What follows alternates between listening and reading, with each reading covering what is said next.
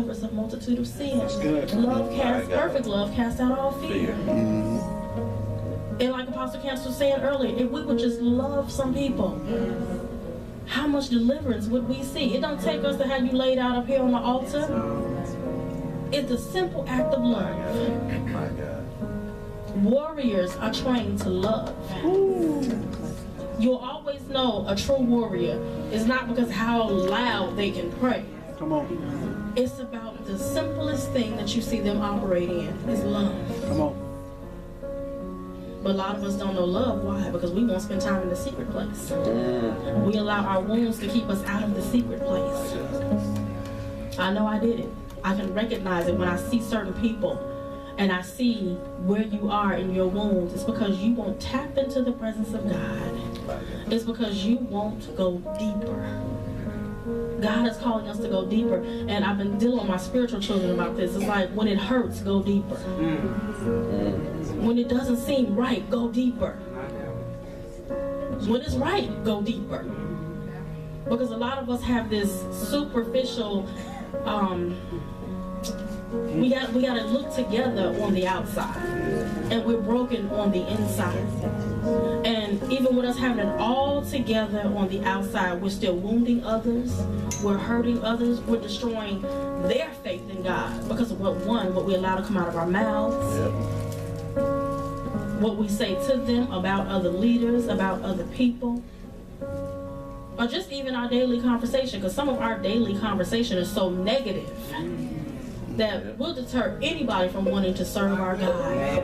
But those are our wounds. That's our wounds talking. And God wants to heal us of that. How do we become healed? How does the warrior on the inside of us re-emerge? By tapping into the secret place. Getting back to a place where prayer, worship, reading the word, his praise has become our priority. We've allowed Facebook to become our priorities. We've allowed work to become our priority. We've allowed so many things. There are so many assignments that we are not fulfilling because we've allowed ourselves to stay out of his presence. We make everything else a priority.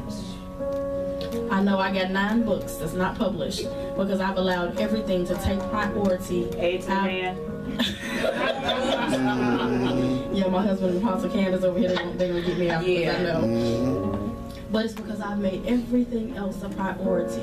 Then tapping into that. I wouldn't have to work for nobody if I published my books. That was prophesied to me 15 years ago. I never forget, October 2000, an apostle called me. Apostle I had never talked to in my life. He saw me at a service, said, "Woman of God, can I get your number?" I gave him my number. About 2 weeks later, he called me and said, "God said you'll never have to worry about a dime in your life if you write."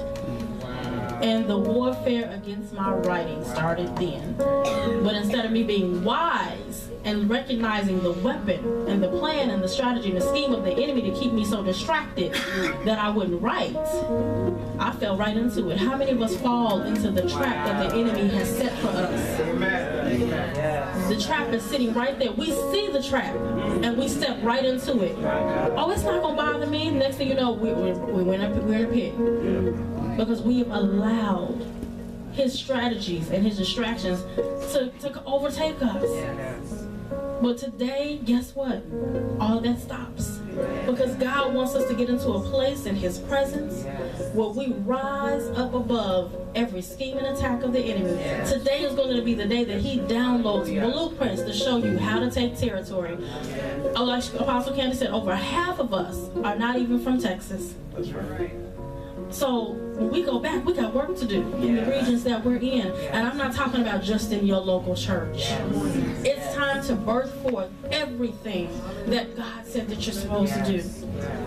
It's more than just being a lead intercessor in your church. That's for the church. What are you going to do in the world? Who are you going to pray birthed out in the world through your prayer? Midwife? Would you breathe on me, Jesus?